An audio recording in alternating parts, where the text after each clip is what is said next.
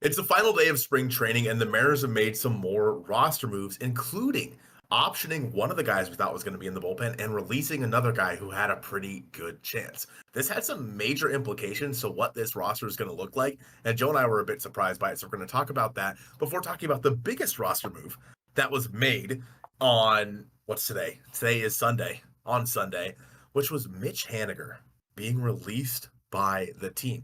Obviously, we've been talking about how we thought he might be on the injured list, so on and so forth. He's not.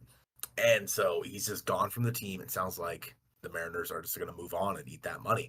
So we're going to talk a little bit about that before we talk about our season predictions for some of the awards, our MVP, our Cy Young, etc. Thank you guys so much for watching episode 176 of the Hit It Here podcast, part of the Bleav Network. The Tony, the Creed/Parker, the Greg and Lori, the Jeremy, the Braden, Luke, and Noah, and the Choche episode of the podcast. If you guys don't know Choche, you've definitely heard him in spring training games. He's the guy that's always like, how's that? Pretty good. And, he's always selling churros and whatnot. Just the nicest dude in the world. He recognized me today. I caught up with him. Obviously, I met him last year, and we chatted a little bit. Just a stand-up dude. So, Choche, it's highly unlikely that you're watching this, but if you are, I appreciate you, man. And I am here with Joe. Joseph, how are you? I'm feeling good, feeling great. Getting, we're gearing up for regular season baseball, baby. We're almost there. Couple days away. You felt like you were in midseason form there with the churro. Like, it was there. The mic kind of cut out a little bit. So, like, I don't think it got as much bass as you were really giving it. And I know that you can give it that bass. So it's, next time in person, IRL, we can get it done. But there is a little bit of housekeeping, I guess, that you kind of hinted at that we need to take care of, mainly in regards to the bullpen. And there's moves that I think we kind of, we expected only because of the way time, service time and roster control works. And we'll kind of touch on that as, I think the last name here, but reassigned to minor league camp, two guys that I don't think are super. They were not expected to make the team, but Brandon Garcia and Harry Ford. So, Harry Ford had a great spring. Brandon Garcia still working out some of the kinks in the bullpen, but excited for both of them to kind of see where they hit the ground running in 2025, wherever they do get assigned to in the Mariners minor league system. I imagine Harry Ford could probably be in Tacoma, and then Brandon Garcia. They don't ever really do pitchers in Tacoma that are of the utmost value to the major league club, so probably back down to Arkansas for him, which I don't think is necessarily a bad thing or would mean anything more than if you were to be assigned to Tacoma either way.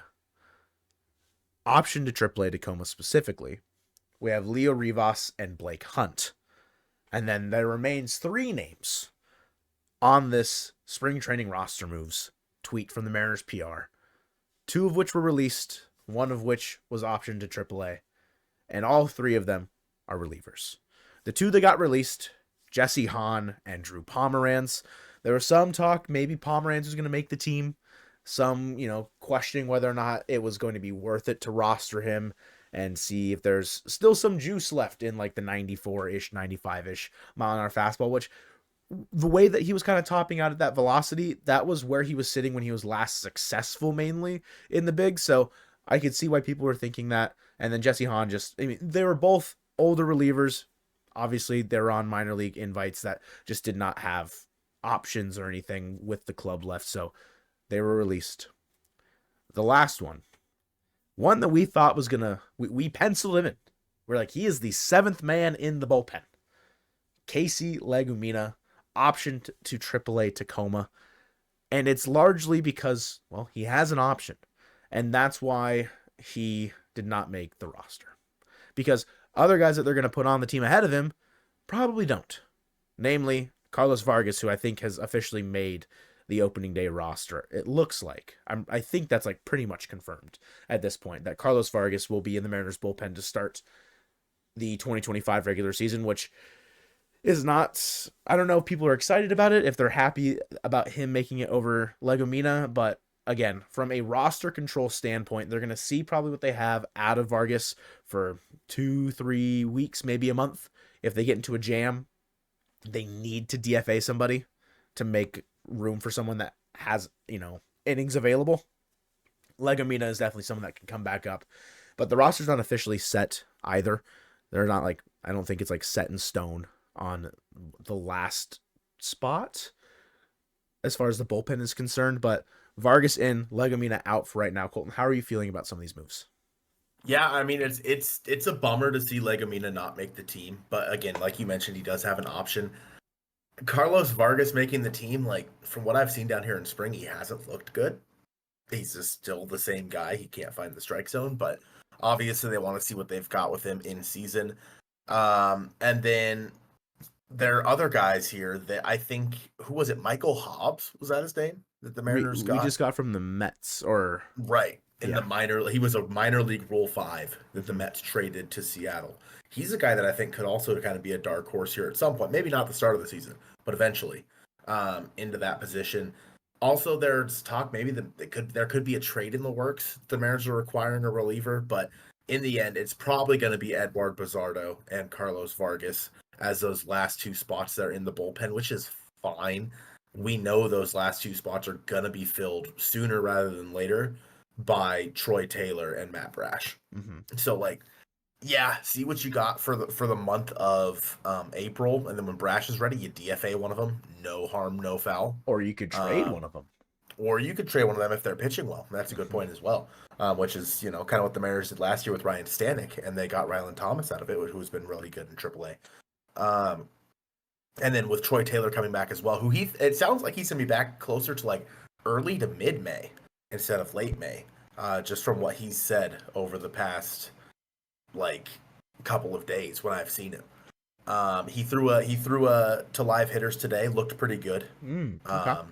So that was pretty exciting. We streamed it as well. So yeah, I mean, it's not a huge deal. Again, it's just a couple of relievers that are probably just going to take up garbage innings. But the fact that Pomerantz was released is kind of a bummer, because he's the guy that a few years ago I was pounding the table for the Mariners to go get for a while. Put in the bullpen.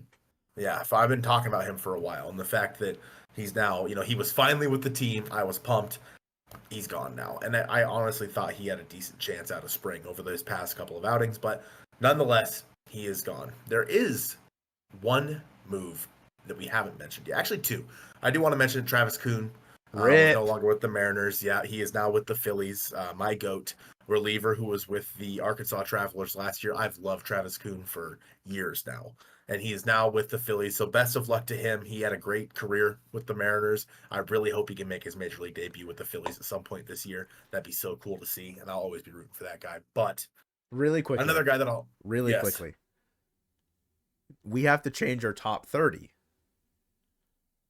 Travis Kuhn was our 30th ranked prospect. Oh my god! All right, fine. Brock Moore is our 30th ranked prospect. That's not actually. No, actually, I changed my mind.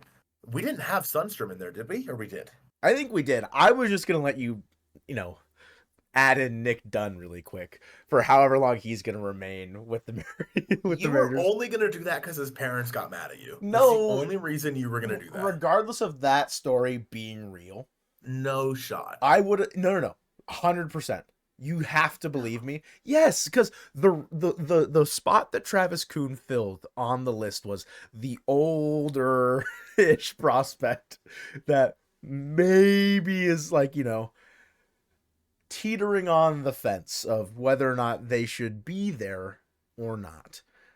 He was the guy that I let you add on there. Now Nick Dunn can rightfully take that throne. You know what? Fine. We're going to talk about this for a second. Fine. What is your definition of a prospect? A prospect. Should it not be a player in the minor leagues that has the potential to help the major league team? No, that is exactly what a prospect is. He's just so old. Why does their age matter? Why does it matter? It just does. He's a player in the minor leagues that has the opportunity to help the major league team. The development, is the part of the equation there, where he has been developing in minor league systems for 9 years. It's like Drew Maggi for the Pirates last year, 2 years ago. Yeah, he's a prospect. He's 36. That's like us in 9 years somehow blowing out our arm, getting Tommy John. Now we can throw 94. Stay with me. And then going and signing a minor league deal, and then us being like, we need to be in the top 30. That's where my head's at. They've been evaluated for so long. Not by this organization. What growth can they have? Okay, when prospects get traded, they're still evaluated. The MLB pipeline decided, but it changes. Yeah, slightly. Nick Dunn was not in the Cardinals' top 30. He was never going to be in the Mariners' top 30 either. He can be in ours. I think that the definition is a player in the minor leagues that has the potential to help the major league team. He fits that bill. He does. I just don't think I don't think he's a top 31 though in the Mariners system. You know what? And I will always take growth upside versus floor when evaluating a prospect and like ranking them. I will look at ceiling rather than floor. He hasn't been given an opportunity yet. You know. Listen, have you looked at the infield in St. Louis? Where's he gonna play? Nolan Gorman, Mason Wynn. Yeah. Brendan Donovan. Yeah. He's still in the unless he's in the outfield. Yeah, maybe. I'm just saying. I'm not here. So you're telling me that in a couple years, if Kobe Mayo doesn't make the major league team, he's not a prospect anymore. Sorry, there's just no room for him. Sorry, he can't play. It's not not that Nick Dunn isn't a prospect. He's just not a top 30 prospect. You heard it here first, Nick Dunn's parents. He has exhausted his time to be evaluated in the sense that I deem the most valuable time as a prospect. He is beyond that. So was Travis Kuhn, man. Like, listen, we were off to a good start, and now you just pissed me off. All right. Well, talk about something that should make you and a lot of Mariners fans happy, but also sad. It's a little bittersweet. So there I was at the backfields this morning watching some batting practice, and I looked down at my phone, and lo and behold, by golly, they actually did it. The Seattle Mariners released Mitch Haniger from this team and his $15.5 million contract. I was honestly pretty flabbergasted. Like, I was shocked, and obviously you saw it hours later because you were at work. And so I immediately made a short about it. I was like, holy crap, like this actually happened. There's a lot of moving parts to it, a lot of things that means for the roster. But first, I mean, Mitch, like, appreciate everything that he did for this team over his time here. Obviously, he was a free agent a couple years ago. So the Giants came back in the Robbie Ray trade. But so this isn't the first time we've had to say goodbye to Mitch Haniger. But man, it was the right move. It absolutely was. But it's a huge bummer to see the guy that has the most walk-offs in team history. To see, a guy who I've said before should be in the Seattle Mariners Hall of Fame. To see him, kind of have to go out like that. He obviously hasn't played since early March because of his pain in his left shoulder.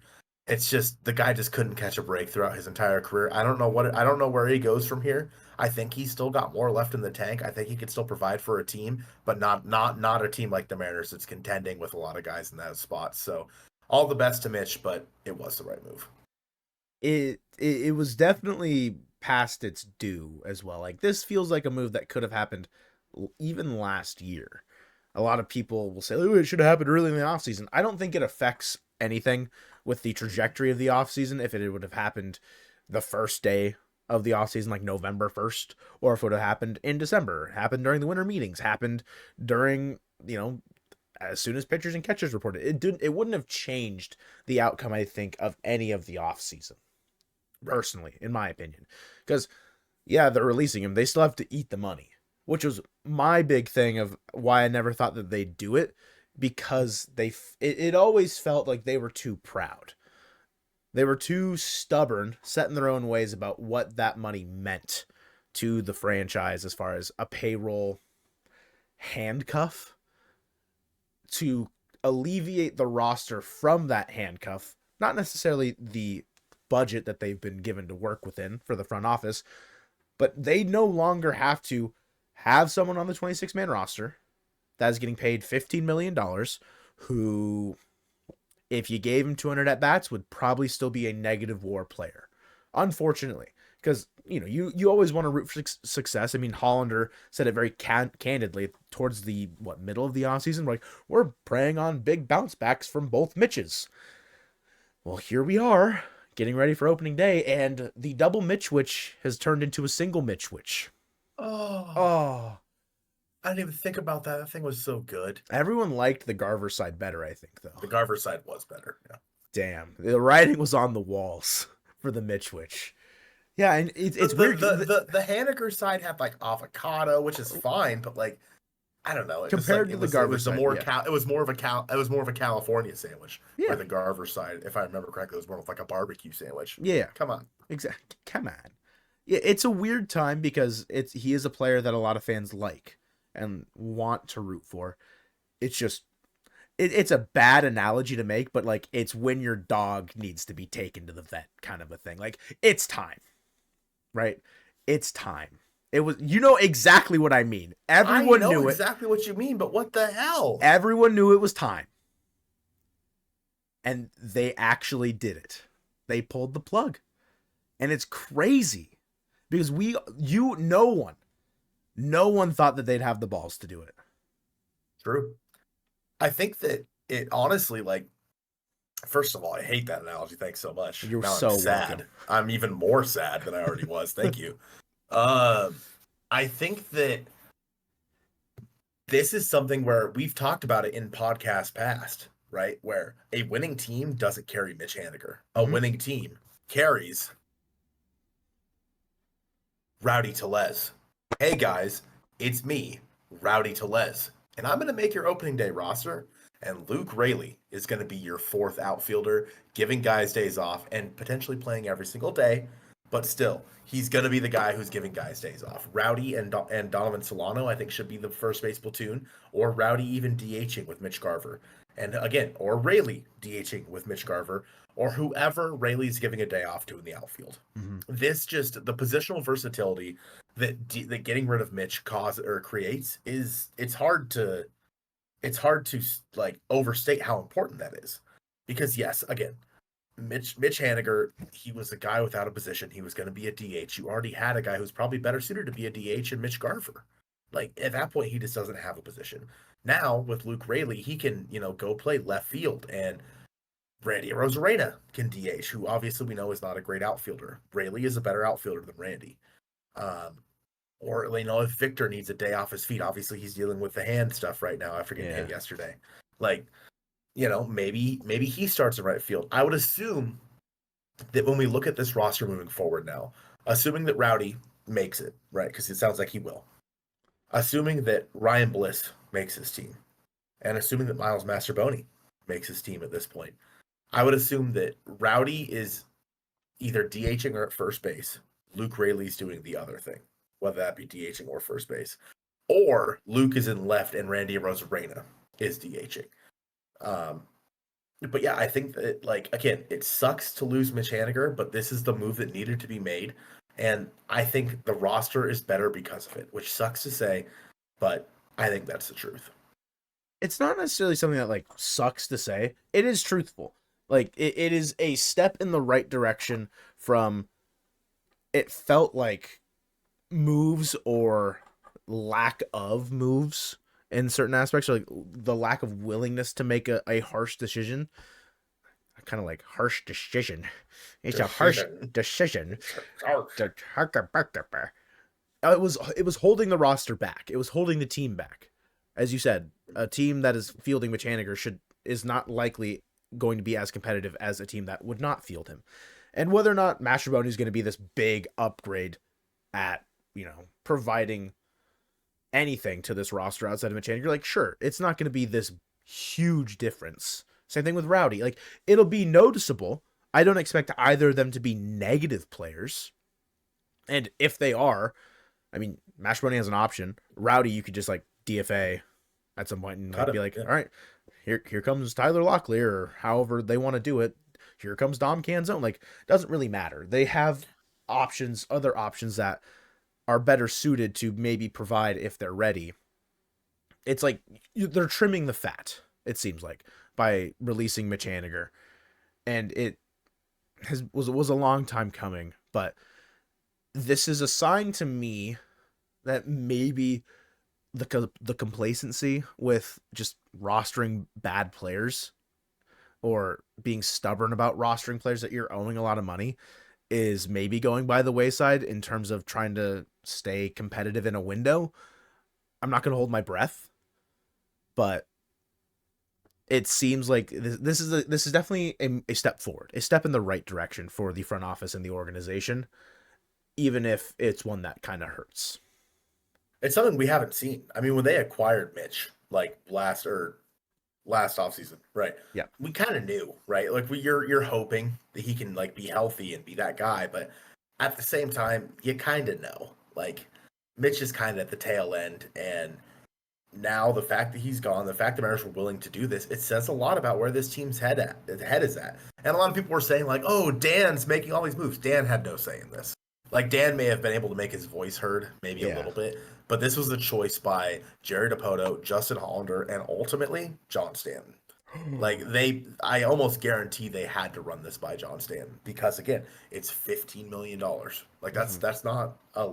He was like what top like 3 or 4 on the payroll table. I would Mitch assume Haniger that's was third behind behind Julio and Castillo. Yeah, I think you're right. Because Garver's And getting so, 12, like Logan, Randy's getting like 11. So Yeah. he would have been the third highest paid player. So yeah, the fact the Mariners are willing to just cut bait on it, it says a lot about where this team's head is at, and it's important. It really is to know what they're going to do moving forward. I mean, when it comes to the trade deadline, they still have to pay out this $15 million. They didn't gain $15 million from doing this. Yeah. Money in baseball, for the most part, unless it's incentive based, is all guaranteed. And so the fact that they just cut this $15 million, and it is a sunk cost at this point. Like, for example, when they were paying the Mets for the Robinson Cano contract, even though he wasn't playing anymore, that's a sunk cost. That's basically the Mariners are paying Mitch Haniger $15.5 million to not play for them in 2025. Yep. That's basically what this is. And it sucks. Obviously, we would have preferred they had been able to trade that contract somewhere, and maybe that's what took this long. Maybe that's why it took this long, was that they were trying to find a trade partner with like the Marlins or someone like that. But the fact that they did it is a good sign. Before we move on, Joe, I do want to talk about 2 more things. One good, one bad. Which would you prefer to start with? Hit me with the bad news. The bad news is the Mariners finally gave in, which I'm surprised it took this long. But they finally gave in and now have a sponsorship patch on the sleeves of the jerseys. Yeah. The teal jerseys are ugly as hell with that red Nintendo patch. Sure. Why is it so big? Why? Yeah, I think why is it so much bigger than the one on the white jersey? Why? It's just the logo for the Switch 2. I mean, you know that. I'm not going to sit here and say that I like it, because I don't like it. I don't hate it as much as everybody else. I don't like Nintendo. Sure, I'm a shill. I don't think I care. For whatever reason, I don't care about it. I don't think it's going to bother me. Like the Strauss on the helmets during the playoffs, that I didn't care. I know product. I don't care. It's product placement. It's the way that the game is going. I've seen it on NBA jerseys forever. I don't watch football or soccer, but like they've been on kits like that forever. That's just, it's part of the game. It's part of the branding. And the fact that the Mariners were one of the last teams to get one is kind of surprising. But also simultaneously, Nintendo's a pretty cool one to get. Yeah, it is pretty contrarian to the color scheme. The red kind of messes with the scheme a lot. But and maybe I should care more. I don't. I don't give a toot. Hell yeah, Nintendo, give us some money. I really don't care. See, that's the thing is, I wouldn't care as much if the Mariners had spent some damn money this offseason. Sure. if they would have used this money, because it's not like this is a new thing that just all of a sudden cropped up out of nowhere. Yeah. Like they've been working on this for a while, and Nintendo still owns a stake in the Mariners.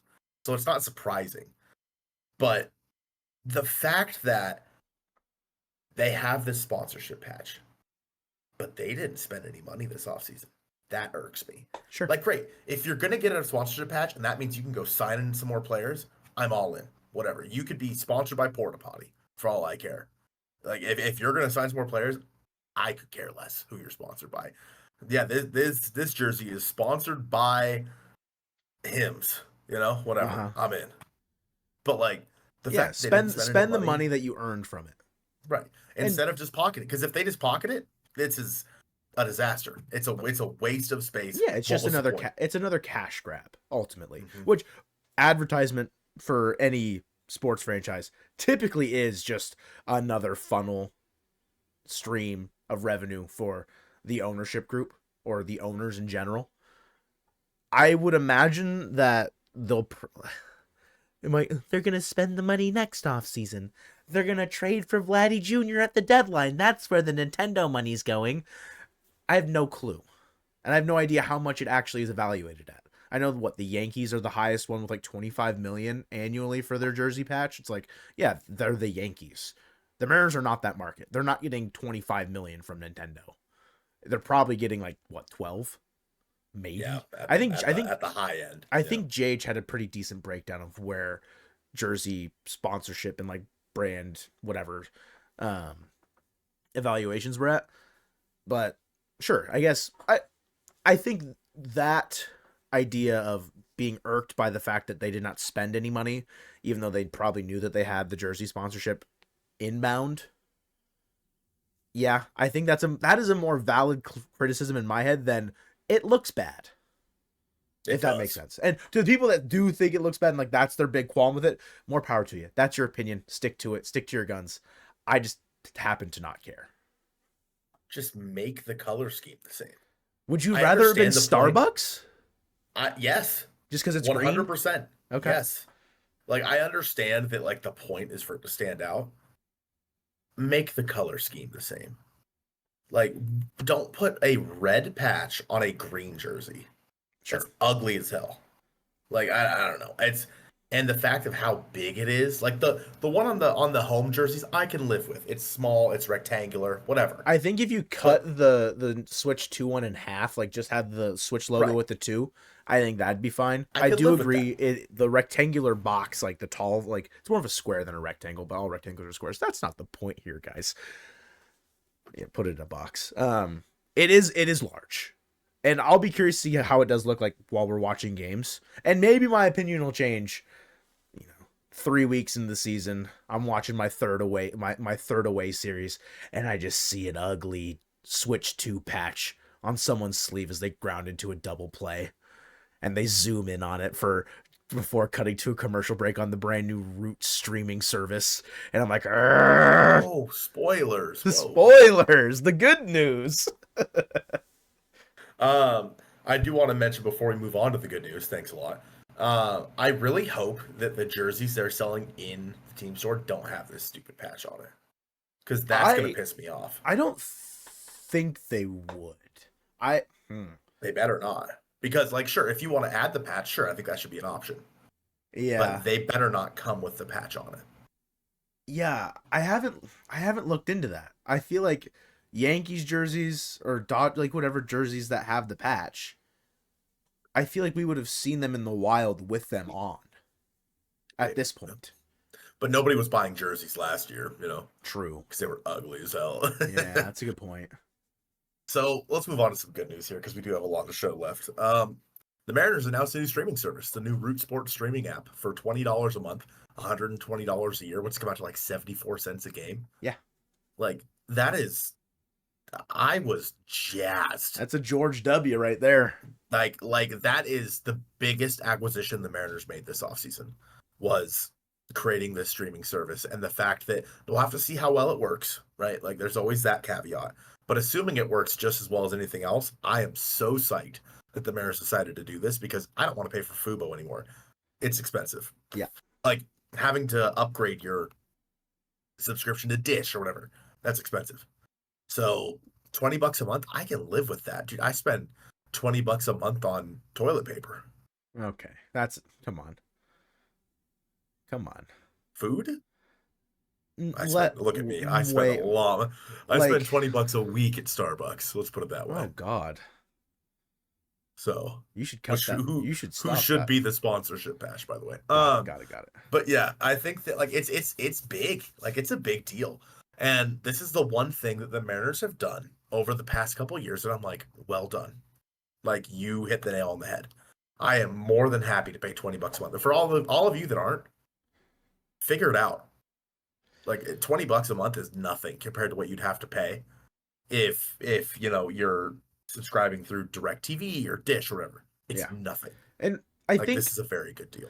I think some of the headache that comes with people arguing that it should be cheaper or this is 5 years late, whatever, is there are some people that just don't have the ability to have it through their cable service or were stripped of it through Comcast when that whole ordeal went away, when they elevated it to a different package, and the expense of that versus a $20 a month thing. Yes, you're not going to cut your cable necessarily just for root. I think it'd be something that you would do. Like if you were, like if you were, living on your own and you had Dish Network or whatever you were using for cable, you wouldn't to begin with. But just for the sake of this argument, say you did, or let's just say Fubo. Because that's what you've been using to watch the games anyways, right? $105 a month for Fubo. This immediately cuts off $85 of whatever that you would need because you're not going to watch anything else on cable outside of the Mariners. Nope. Because I don't care. Because you don't care. So that is where the large demographic of people that are like, this is a really good thing is coming from, is because a lot of people don't really watch cable like that anymore. It's just like, and we don't need to get into the semantics of like how that's devolved of like maybe cutting the cord was the bad idea because now all streaming is basically having all the subscriptions you need is like having cable again. That's not the point here. The point is that it's relatively affordable. Yes, $20 a month is not like, it's not cheap, but it's cheaper than a lot of other options that you'd have.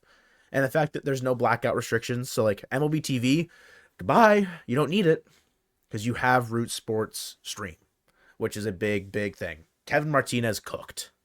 Plain and simple. Homie cooked. Because I know that was something that when he talked about the webcasts during spring training, he mentioned that wanting to get a direct-to-consumer streaming app. And I'm surprised they got it done so fast. I was not expecting it this year. I was going to be this year. I was expecting it next year, if anything. Mm-hmm. So the fact that they got it done, ready, hopefully, for opening day, there could be hiccups. We'll see how it goes. I imagine it's just going to be the same broadcast. They just plug and play. It's not going to be some like dumbed down or diluted thing. It'll still be a quality broadcast, which I'm excited for.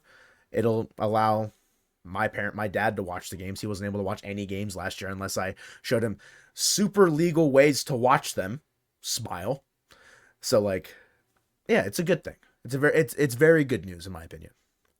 Yeah, I was pretty excited about that. Of course, they released that like right at like the announcement, right as another video we had went live. So I'm like, oh, sick. I could have been like really on top of this, but instead, this video is now live, and I don't want to bombard YouTube people. Sorry. So then it was scheduled for later, and then in the end, I ended up bombarding all of you that day anyway. Sorry. There was, I think, the day in the life video, then that video, and then a live stream of Durangelo Sanja in a sim game. Sorry. I don't think people are complaining. Yeah, it's just a lot of notifications. Unfortunately, we got a little distracted and we are out of time, but we are going to do our season predictions for the awards on an episode tomorrow, an extra video coming out for you guys this week. So be sure to be subscribed for that and check that out tomorrow. We appreciate you guys watching episode 176 of the Hit It Here podcast, and go Mariners. The Mitch Haniger episode.